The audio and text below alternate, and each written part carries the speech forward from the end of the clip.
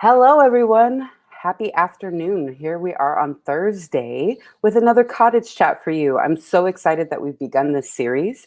Cottage Chats, very simply, are two Hedgebrook alum coming together with me so that I get to talk to them about joy, about things that they're passionate about, things that they're working on, but really things that bring them joy and help them get through this time, because we are all in a time. We're still here, just talking about the wall, the pandemic wall today. So if you are also facing your own wall, I hope you will stop and take a break, take a deep breath with me, and get ready for the most joyous conversation of the week. I'm so delighted to bring the two Seemas to the Hedgebrook community. We're going to start with Dr. Seema Yasmin, who is a Hedgebrook alum, is a badass, actual doctor, writes poetry about pandemics and epidemics, and writes other things as well. She does so many amazing things. And when I first started almost a year ago at Hedgebrook, one of the first people that was mentioned to me was Dr. Seema Yasmin. We've got to do something with Dr. Seema. She's doing amazing things. And then came the pandemic, and she continued to do amazing things. So thrilled to invite her to the Cottage Chat stage. Dr. Seema Yasmin. Hi, Amber. Thanks for having me. I'm so delighted you're here. And because of you, we get to invite the other Seema, your partner in hijinks, I will say. Maybe not crime yet, but hijinks for sure. Yes. Funny, I know Seema because we share a press. We met at AWP at the Right Bloody. Yeah. The other Seema, right. I have not met you in person, but I have met the other Seema. And Seema Reza is a memoirist, a poet, phenomenal writer, phenomenal person, just a great energy. If you have not read When the World Breaks Open, her memoir, it will, I sped through the first 2/3 of it, and then I was like, stop it, put it down, let yourself breathe, because it is breathtaking. It really is beautiful. Yeah, I own multiple. Whenever I buy it, I buy multiple copies because I gift it a lot. Yeah, I don't know if it's really powerful, and the way that you can dip in and out of it is incredible. Right. And you can read something that brief and just be like, wow. Yeah, it's not even a full page. I love it. It's very evocative to me of Carmen Maria Machado's In the Dream House. Yeah. It's the vignette version of a memoir. It's really, I'm going to bring her on, of course. She also is a poet, a constellation of our stars, a constellation of stars. Can you hold that one up for everybody? Constellation of half-lives, stars. Sorry, Seema. I say that sometimes too, because I think of stars. Right. I got constellations all over me. That's what I do. It's got stars on it. This is an incredible book. This is how I met her, reading from this book, and her presence is just phenomenal. You know this already, but Hedgebrook community, please join me in welcoming our first ambassador, our first representative of Hedgebrook, who is soon to come to the land, Seema Reza. Hi, thank you so much for having me. I'm so happy to be here. It was weird to realize that I had spent like 3 minutes talking about you while I'm sitting there watching you not in the screen. I'm so glad I wasn't on the screen. I was like, are you blushing? Are you blushing a little bit? I'm so glad you know each other. I was like, wait, Seema Reza? I'm so grateful. I know Seema Reza. It was great. So tell me, how did you all meet? How are you all connected? Oh, man. It's incredible. Yeah, it's Ross Gay. Thank God, thank Allah for Ross Gay. Oh, it's off the record, so I can't say like exactly what happened, but I'll tell you this. Split This Rock, which is an incredible nonprofit poetry organization, was doing a fundraiser and said, donate, and a few people will be able to attend a poetry workshop in person with Ross Gay. This is a few years ago, not that long ago. Oh, wow. And so I turned up like so excited, in DC, going to be taught a poetry workshop by the Ross Gay. I'm such a fan of their writing, their prose and their poetry. And it was a small group of us. So we're sitting around that table in the main room at Split This Rock. And Ross Gay, being Ross Gay, asks each of us to go around and not just say our name, but say something that has brought joy recently. Huh? And I was like, oh, that was so beautiful. And I had recently learned to surf with an organization in the Bay Area called Brown Girl Surf. Yeah. So I was like, I got to talk about this. So I said my part. And then, it goes round. There was a white woman poet who felt very guilty that she had understood her ancestry to be linked to people that were on the Mayflower. So like we won't talk about that part of it, and all of that guilt that suddenly we were supposed to deal with. But then it gets to Seema Reza, and then she says, "My name's Seema," and I'm like, oh, I rarely meet Seemas, which is weird. I'm sure it's a pretty common name. I don't know, across so many different cultures, but I don't know many Seemas. And then she says something that I'm not going to repeat because it's off the record, and I was like, I have to be friends with this woman. Wonderful. Like what she just said, I was like, I have to be friends with this woman. She just is amazing. And then I've had moments since then where I've like felt annoyed that we didn't meet sooner. Right. It's such a rich friendship in a few years. When was that? 2018? Yeah, it must have been 2018, maybe 17. I don't even want to, that makes me annoyed. Wow. Like, why wasn't it 2008? Like, that's really a bit, but I try not, that's a bit negative and like scarcity thinking and not abundance thinking. I'm so grateful to know you. I'm so glad we met. Thank you, Ross Gay. Because I don't know, without that, I don't know if we'd have met. So that's my retelling, my recollection of that beautiful memory. Seema, Reza, that seems like the exact experience that I had in a completely different setting with you. You said something that I remember bursting laughing, like, you know, where you like catch yourself spitting, kind of, it catches you. You said something so smart ass. It was, I can't even remember what it was. It was just off the cuff, probably to Jeananne Verley, actually. And I burst out laughing. And so every time I think of you, I smile because I think of how much we laughed that night. And it was just one night in passing, and then we exchanged books, and then I see you on social media, and you're just such a light. So thank you so much for joining the Hedgebrook community. We're lucky to have you. Hedgebrook, you're gonna love Hedgebrook. We can't wait to bring you to the land as soon as it's safe to do so. And more importantly, I want to make sure I mention to our community, we will have a very special Vortex intensive taught by these two wonderful people. They are brilliant, and I would love, before we get into joy, because I also want to ask you about your joy right now. Before we get into that, I would love for you to tell us just a little bit of a teaser of what you all put together and why you put it together. I'll let you go first, Seema. I think that there's so much of writing, so much about writing and publishing is totally obscure and scary and isolating. Like the actual act of writing is very isolating, and then people are really like secretive about how it happens. And you know, Seema, Yasmin is one of the most generous people that I know in terms of just sharing knowledge and lifting other people up. This is like it's not something that's been my experience always, but to be around other people, other women who are like, listen, this is how it's done. Like, let me just tell you. And to create a space where we can help other people just figure out like, you know, what needs to happen and how, just clear process steps to get into finishing a book proposal. And then also like not trying to write a book like everybody else's, but writing a book like your own. Because I think there's like that other thing is as you're trying to navigate, it's like, well, this person wrote this and it did really well. Let me write that. Right. And, you know, and then you're like, well, I'll put a pinch of that in it. And sort of getting some space to focus on, no, like, what is it you want to say? And then how do you put it into a format that the publishing world understands so that it moves forward? Wow, that's huge. I've been really, really thinking about, especially with some of our alum being such big names now, what it means to be a gatekeeper. You become, you know, here we are trying to break into this world, break into this magical place in which opportunities just come to us and they come looking for our work instead of the other way around. And then you get to that certain point and it's almost like, does the gate shut behind you? Do you hold it open? That's super valuable. Yeah, it can become a very lonely place, I imagine. If you especially if you close the gate behind you, like, I am here now, see ya, everyone. Right. But you know, it's so important to also recognize people's achievements in terms of, yes, it can be huge for that individual, but what it means for community. Because I was just seeing, is it George Johnson? blanking on his last name. George was just tweeting like an hour or so ago about his memoir. I believe it's his memoir of a queer Black boyhood.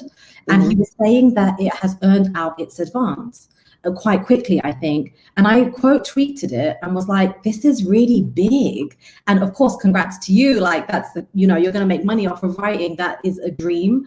It shouldn't be a dream. It should be everyone's reality, really. But this is big for everyone who wants to write like that or write adjacent to that, because, and then I linked to an article from, I think, the LA Review of Books about comping and how the book publishing industry completely screws many of us over because we're writing things that are new and everything comes off comps. And in fact, this book of mine, Muslim Women Are Everything, which came out last April, there's not much like it. And so I gave up on trying to sell it at one point because we just got rejection after rejection, and the language of the rejections was so offensive, even though the publishers thought they were being nice, like, this is great, but, and the buts were Islamophobic and xenophobic, right?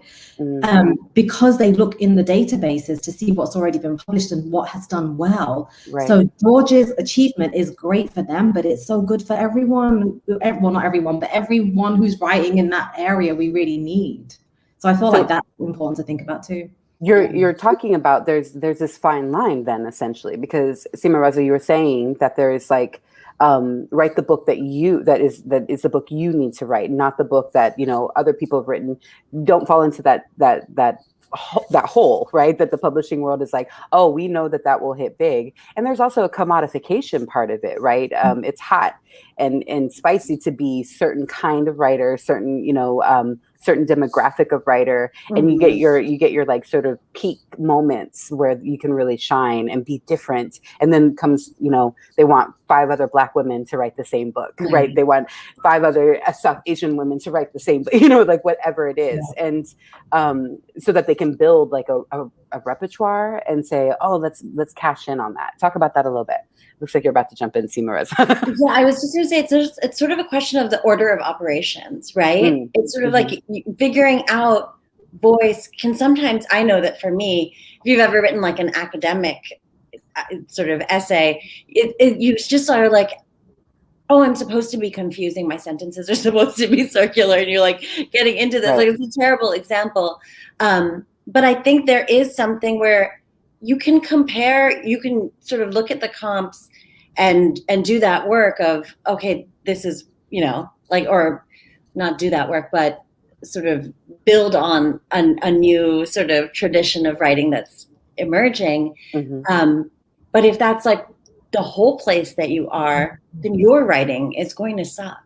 So quite simply, it's just, you're not going to have a voice. And so I think that both of those pieces are important, and it does sound like they kind of run opposite, but I don't think they do. And I would say that since Seema, Reza is like very big on like sharing mistakes or like not even just mistakes, like limitations and stuff, and I often don't. I'm trying to unlearn that. I will say, since I talked about Muslim Women Are Everything, as that's a success. That book exists, even though we got so many rejections for about 6 months. Shout out to my agent, Lily Garamani, who would not stop pitching it and, found the right editor. But on the other hand, I'm working on a book with my mum, which we've had to shelve because editors were looking at the proposal and like, wow, the writing is so strong and this and that. But I won't get into it, but there are elements of it that are very experimental. And they're like, yeah, we just don't think. And so there's also that, like, this is the book that we want to write, and I don't think anything like it exists. And because of that, you're kind of like, sorry, it's great, but nothing like it exists is also the same reason why it hasn't sold. And so that's sitting on the back burner for, I don't know how long, who knows, but that, you're reminded too. You're told on the one hand, be innovative, be out there, be the first. And then you're reminded, yeah, don't do that. That's especially not if you're of color. Like, don't do that. Right. Don't you know, like, you should, something that keeps coming up in my mind is Marsai Martin, the young Black actress and director and producer and how she said she was like, I'm not writing, I'm not accepting, I'm not taking any roles about Black pain. And that's like such a line to draw. That's a really strong line to draw. I want to talk, we're going to get into joy. It's naturally leading there, I can tell. But before we do, Dr. Seema Yasmin. You want to see my legged? You just, well, yeah. Can we see both legged? Wait, y'all. I know that was your next question. That was actually, no, it wasn't. But it's the better question. Can you see the Come on, rose? shiny. I know. Oh, gold one. I love that y'all matched. This is amazing. It's going to be so much fun to be in the workshop with you, of course. But you just dropped the book yesterday. Tuesday. What is time? Who knows what day? Isn't yesterday Tuesday? Right, Tuesday the 6th. Oh no, you actually had me thinking. Then wait, is it Wednesday? No, today's Thursday, which means yesterday was Wednesday, which means it came out on Tuesday. You're right. I was incorrect. April 6th. What I loved in the review that you posted or you reposted, somebody said this harks back to when physicians were poets and poets were physicians. And I was like, I got goosebumps again thinking about that. Tell us about this book. Tell us how it came to be and why. I don't know what day it is. I don't know who reviewed the book. I can't remember who said that, but they talked about it being like harking back to Islam's golden age when like physicians were poets and poets were physicians. I mean, there are so many amazing physician poets that I'm inspired by. Fadi Judah, who blurbed the book.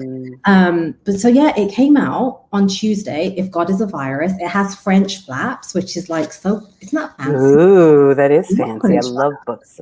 Has a picture of me when I was reporting on Ebola in a hazmat suit in it, because I thought, like, let's do that for the author photo. But I started writing this book 6 years ago, never thinking the poems would go, like, I didn't know where they would go, because at the time I was a journalist and I was on a reporting trip in West Africa. So I had assignments and I was stressed about my deadlines and I was reporting, but I was reporting on people who had survived Ebola. And I was going to weddings of Ebola survivors who were marrying other Ebola survivors. It was joyous. Wow. As much as it was difficult. And then I started writing documentary poems, reflecting on what I was seeing there, and not just about Ebola survivors, but also about the humanitarian aid agency industrial complex, if you want to talk about that, or like the medical aid and the way that it's delivered and the harm that it can do at the same time. And then I started writing poems from the perspective of a virus. And there's a series of poems in here that are written by a virus as a self-help book for humans. Because I was thinking, like, who better to teach us about survival and thriving than these tiny packets of genetic code that, usually sit in a fatty bubble and know how to propagate and know how to adapt, know how to be their true selves. So then, it kind of like turned into this project that was part the voice of survivors and part the voice of the virus. Wow. That totally took me to a sci-fi book I read once. I cannot recall where, but they were terraforming and they encountered an alien life form, and the alien life form like safely and cleanly removed cancers from them so that they could use them to help heal and replicate, because they are self-replicating and survivalist cells essentially. And the aliens were like, this is a tool. What are y'all are trying to get rid of this? Why would you do that? I mean, viruses, human papillomavirus, viruses cause cancers because they put your cell into this mode where it wants to live forever instead of dying when it should naturally die. Right. So to me, they're incredible. And it gives me this different artistic license, this leeway to be a scientist, but also to be a poet. And, as a scientist, you can have a debate about, like, are viruses alive? But they're not alive, right? Because they need cells in which to exist. And that's a whole debate. And I can just go beyond that and be like, not only are viruses alive, but they have written a self-help book. They've written a self-help book. Here you go. You can also thrive and survive. Just listen to Ebola. It'll teach you. I love it. The thrive and survive. I think I said this in the email to you, Seema, Reza. I am seriously like really trying to slow myself down through your memoir, because I knew your poetry. I was like, oh, wonderful writer. I had no idea about this book. So I'm glad you posted it on Instagram. So I was like, send me a copy today. Here's your Venmo.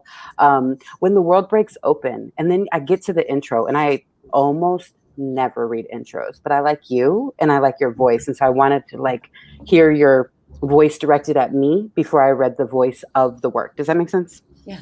So, and it was also short. Thank you. It was a short intro, but you said that since you have looked at that phrase, or the breaking open of the world. I'm not obviously paraphrasing here, but and realized that that is an opportunity, and that it's not always a break as in violent negative necessarily.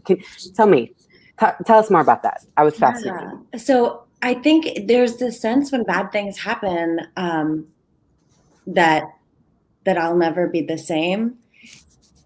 And that's true, but also then it's an opportunity. Like I'll get to be this next thing. And there have been these things where I thought, the book is primarily about the dissolution of my marriage, which with a clenched jaw, I was like holding on to. But learning to just like release some of the things that I really like hold tight to, like, oh, this is my identity. This is how I'll be good enough. And then I let go of it, and I'm like, oh shit, I'm better without that thing, Right. And again and again, I learned this lesson with all kinds of stuff that I think I want, or worse, I think I should want. And then I'll not get the thing and be like, oh, actually, I'm relieved. And so this is this sort of process of continuously like. I'm just unlearning all of the stuff that I've been sort of told that I'm supposed to be and supposed to be doing. And that book was just an opportunity to I didn't think it would ever be published. So I really wrote it all. You sure did. And when it arrived with my name on the spine, the first box, I was like, oh, what have I done? Oh, they're all going to know now. Oh, the moment with your mother, saying this isn't okay, and then like what you said, like she caught herself and like she slipped and was just about you for a moment, and then she caught herself and was like, counseling, like let me propose solutions. I would argue it's not just that it's actually there, it's about the becoming that happened in that moment. Your work with the writers in the okay, so explain a little bit, just so context. Within the military hospital? Yes. Yeah. So I run an organization that does art workshops. Primarily, we got our start inside active duty military hospitals. So not VAs, but Walter Reed and Fort Belvoir. So those are the spaces, and primarily within the intensive outpatient psych programs. So These are folks dealing with all kinds of trauma and substance misuse challenges. And those are the writers. And you writing about holding that space for them and finding like both purpose and challenge within that space of like, it was easier. I think you said something like that. It was easier to focus on what they had to say than it was to focus on what you were actually actively going through at the time.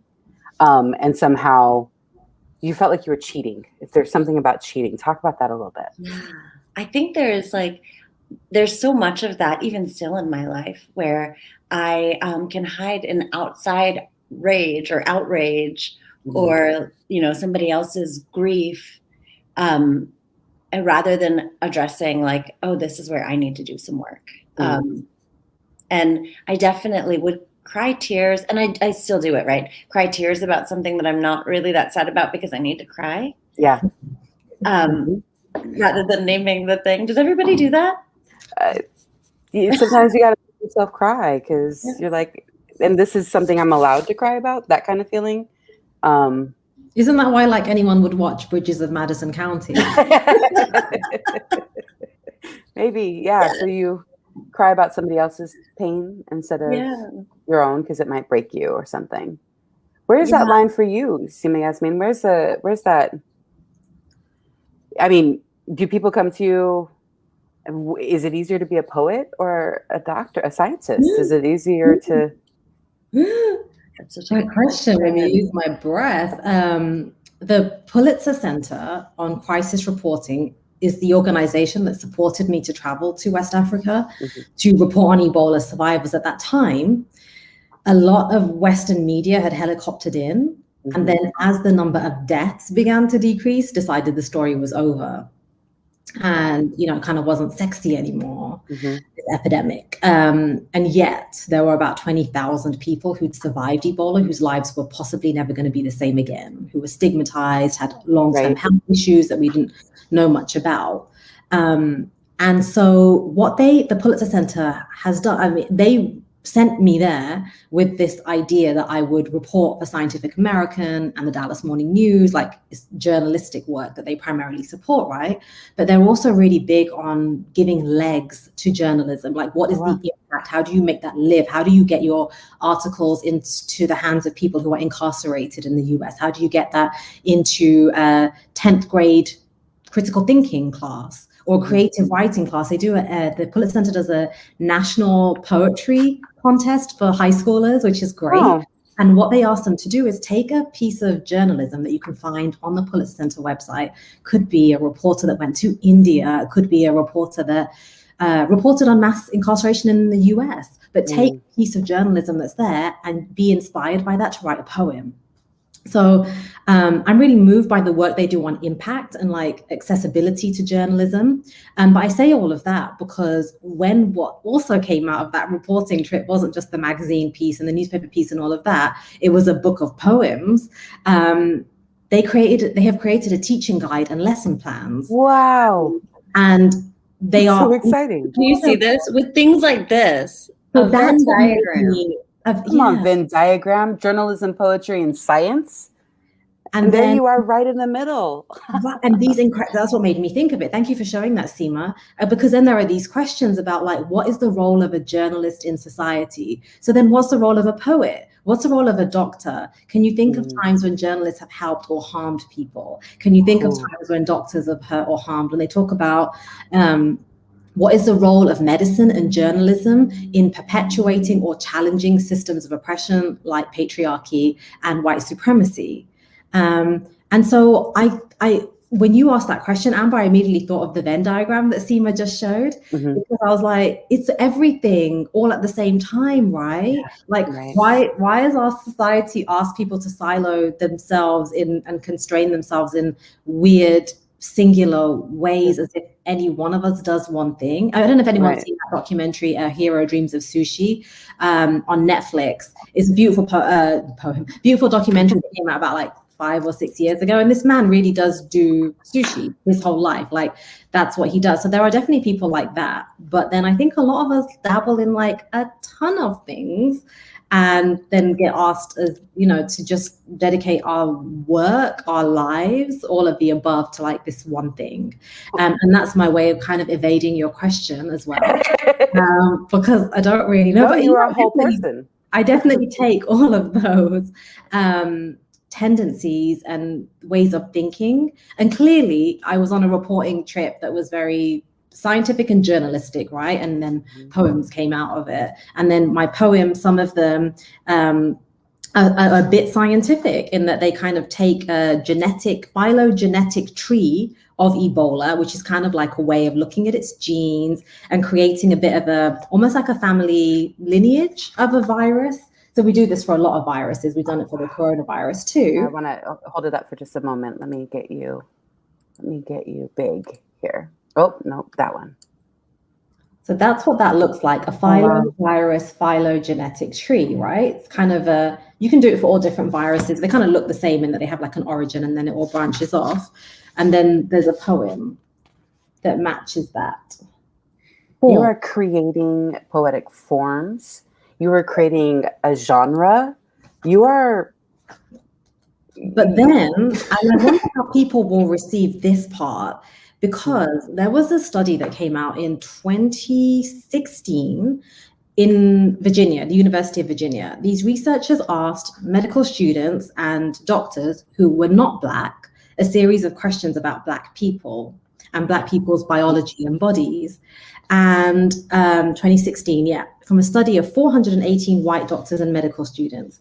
And the researchers offered the non-Black medical students and doctors biologically implausible statements about Black people. For example, Black people's skin is thicker than white people's. Black people age more slowly than white people. Black people's blood coagulates more quickly.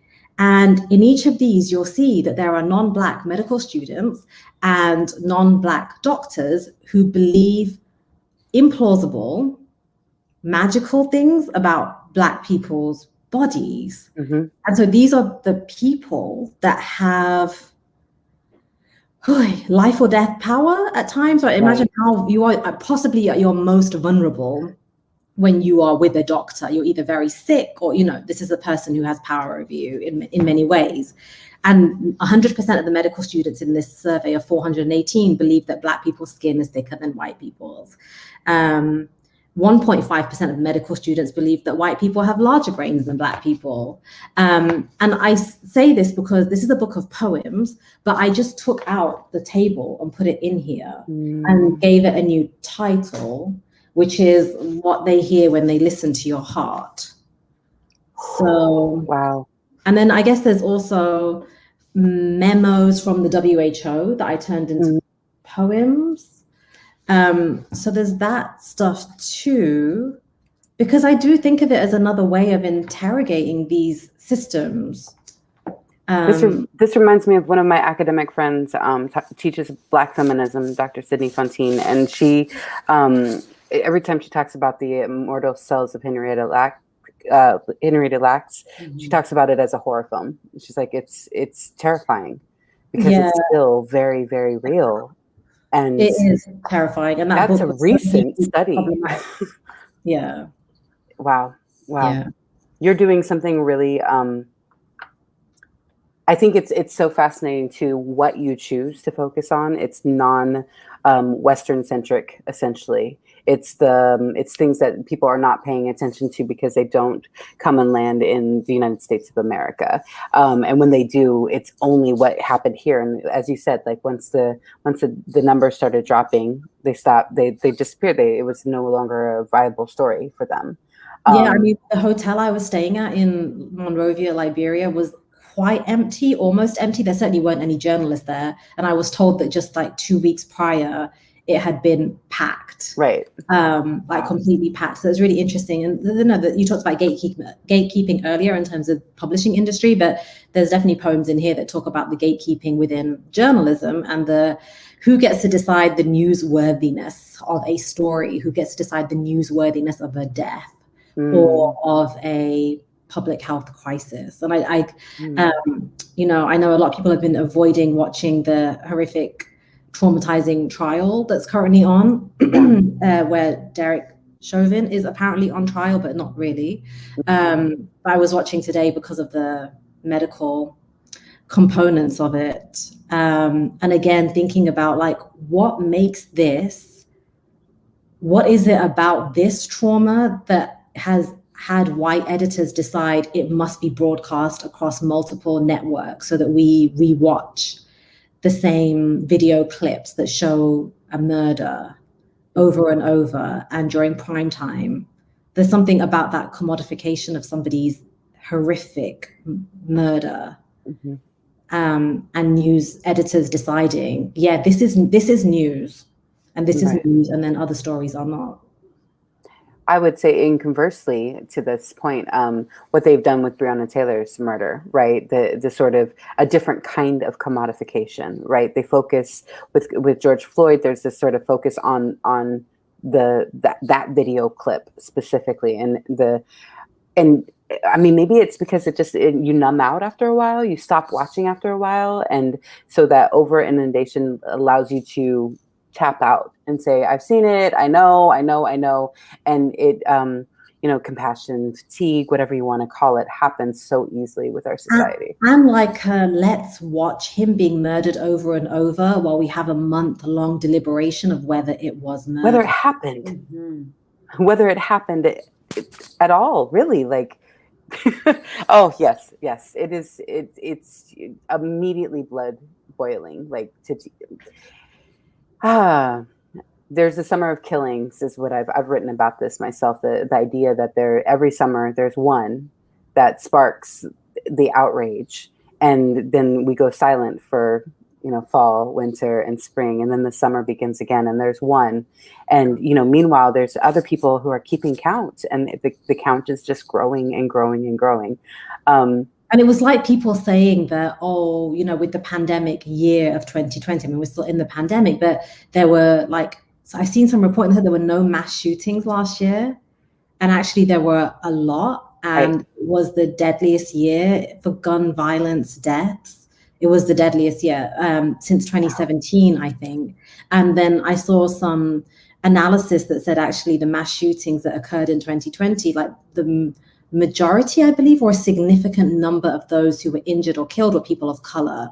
And so perhaps it didn't make it to the news and gave this perception that, oh, you know what, 2020 wasn't like a normal year for America. There were like fewer gun injuries and deaths. And meanwhile, it's actually business as usual still.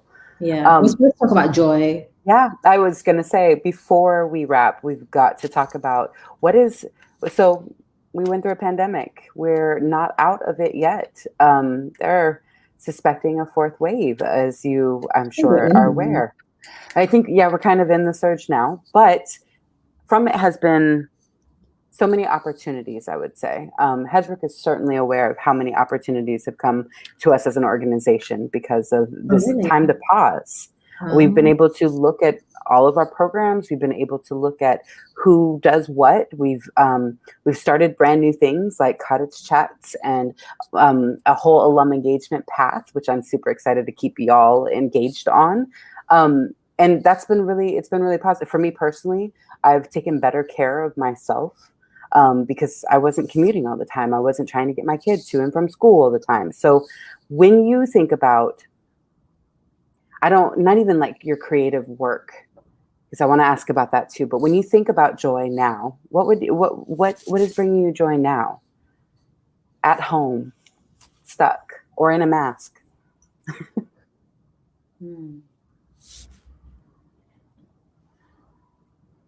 I think the thing that has been the biggest gift of this time, that I hope with all my heart lasts, is that maybe for the first time in my 40 years on this planet, it feels like it's okay to not be okay. Like everyone's not okay. And it's okay to not reply to the email. Everybody's so much more forgiving. And so then I cannot beat myself up over it. And that has been, I hope that never ends. I hope that goes on. But that's been a real joy. A salty one, certainly, but a joy. So. Salty joy. Salty joy. Permission to give yourself space. And to not have to pretend like I have it, to just grit my teeth and do it. But to be like, oh, actually, I can't. And also it's not going to fix, and never was like me sending an email going to fix anything. But it just was like, there's this sort of like, no, I got to take care of myself, this body. I got to take care of her. Yeah. That's beautiful. You're so tender like that. I love that. How about for you, Seema, Yasmin? I went through a significant life event last year. And when I talk about it to close friends, they say, oh my gosh, what was it like to go through that in a pandemic? And I've said, actually, it was better, I think, to do it at a time of potential national mourning and grieving. Because, sometimes, I don't know if this happens to anybody, but somebody you love dies, and then you step out and the world is continuing. You're like, how? Like, why is everyone functioning? Why am I functioning even?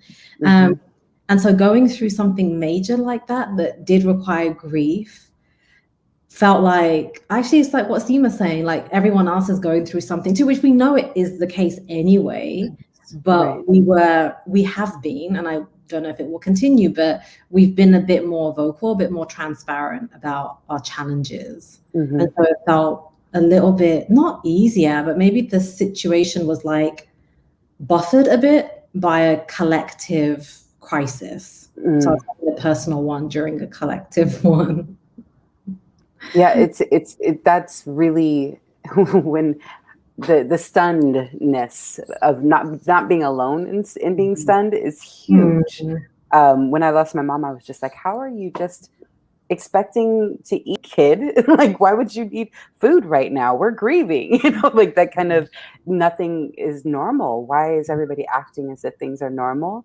And I am teaching classes around the joy in the morning, because since then I've really been focused on who has grief rituals, who has coming of age rituals, who has passage. How do we market as a society? I think that's one of the biggest things we lose from our, in the melting pot of this country, is that we don't hold on to, remember when they wore black armbands if they lost somebody, or they wore mourning clothes, or there was some visible marker that the rest of society understood meant that you were grieving, and to maybe go gentle, maybe be understanding that the person is not in their full functionality at the moment. And we've lost all of those markers. And yet we're thousands, hundreds of thousands of people.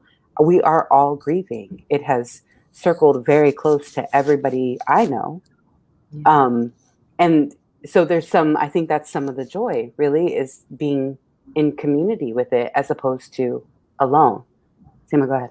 Yeah, no, I mean, it's that, right? It's that the laughter that comes on the heels of tears, of real tears, like that's where authentic connection resides, but it can't come without the tears.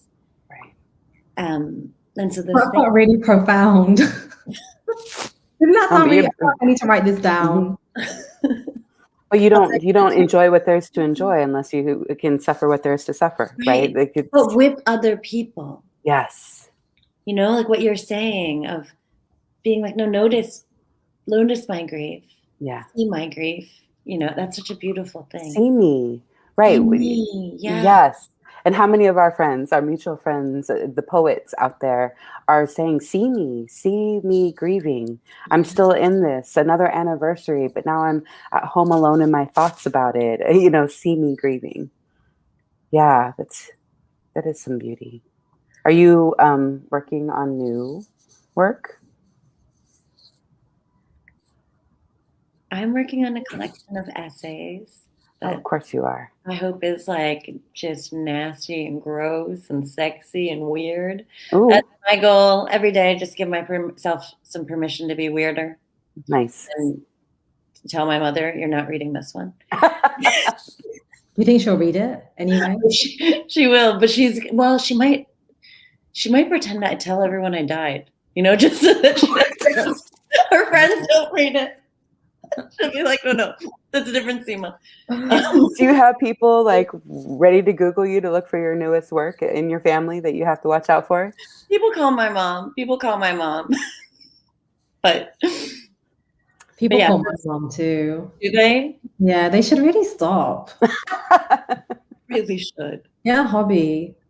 Get a hobby. Leave our moms alone. Write it in your journal. That's my advice. Yeah, just go write it somewhere.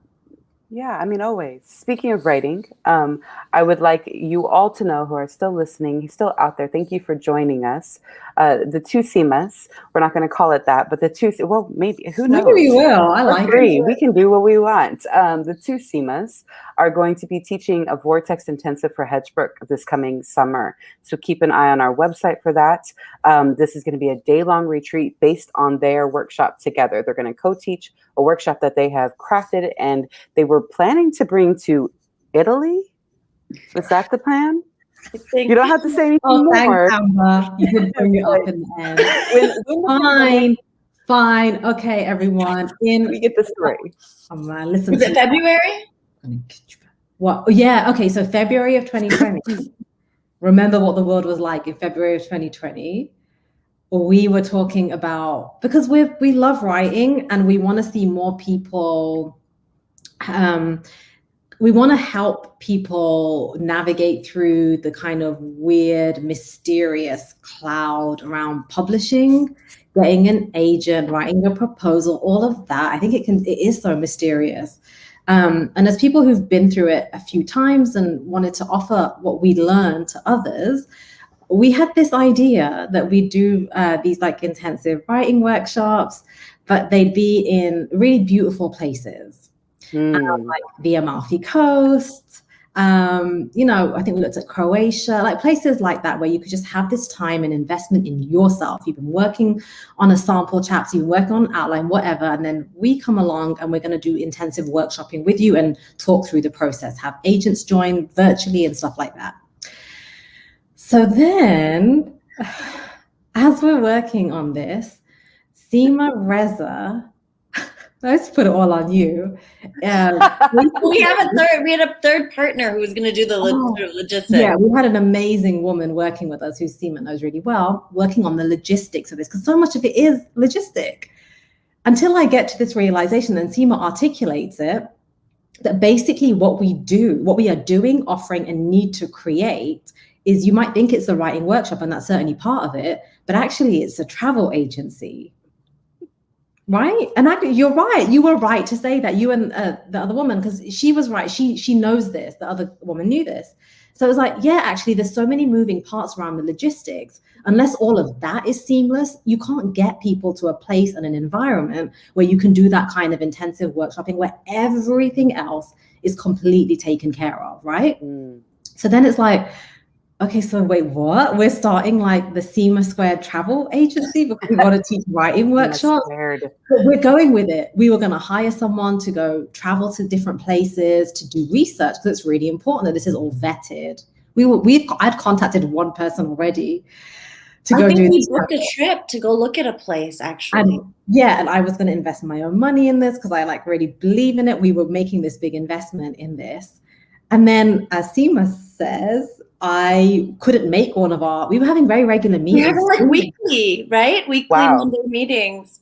We were very organized, very on point. And then we had to cancel one Monday. Because I had to go on CNN to talk about the virus. I had to cancel because I had a thing on CNN. I had a thing on CNN about a global pandemic. Yeah, perhaps an imminent one, not quite here yet, but who knows? Maybe it's respiratory, or maybe it could, who knows? Have we got any N95s in America? It was like that. But the amount of money that we were willing to put into this, that investment almost got made. And imagine launching a travel agency in April of 2020. We didn't. Glad you didn't. Why? Something saved us. But watch this space, because maybe trips to the Amalfi Coast are coming. With us. It sounds like an expansion of the wonderful radical hospitality. You said something about like everything else is taken care of. You come and you do your workshop and everything else is taken care of. The food, your needs, your accessibility needs, all of that, so that you can focus on this. I mean, that's what Hedgebrook offers, right? And it's kind of where I learned this idea of radical hospitality, and it was our way of taking a piece of that and extending it to people. And these programs already exist. They've been successful. We wanted to create our own one with our own particular focus. But, we'll start with Vortex. Yes. We'll start with Vortex, and there's a partnership. We also have possibly done workshops in Tuscany, for instance, and in India. And so, Radical Craft Retreat might be the next development of this when it's baby steps. Maybe we do Vortex. Maybe we do the Hedgebrook in Tuscany before we invest thousands of dollars into our own travel agency. So should I renew the domain this year? Let's keep it. Definitely. Yeah, definitely. Yeah, the dream lives within Seema. The ambition is never dying. It's just hilarious to me that what started off as a let's help other writers get a book deal ended up with we're about to launch our travel agency. Oh, wait, there's a virus. Oh, no, I now can't attend meetings because I was on CNN every day, sometimes 3 or 4 times a day, reporting on this. And it's like, I think something's happening. We are so glad, though, that you did indeed go on CNN. You should absolutely follow Dr. Seema Yasmin on all the social media platforms for your latest and greatest true telling about what's happening out in the world. She's doing the work for you, so you don't have to sift through the fake news. You can actually get right to what's really going on. If you want joy and you want inspiration and you want excellent book recommendations, I'm going to say make sure to follow Seema Reza, because Dr. Seema Yasmin often posts on Seema Reza's page about great books. So you'll have them both covered that way.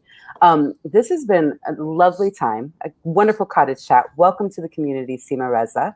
We're so glad to have you here. This program is provided for free by Hedgebrook, just to get our alum talking to all of you, talking to each other.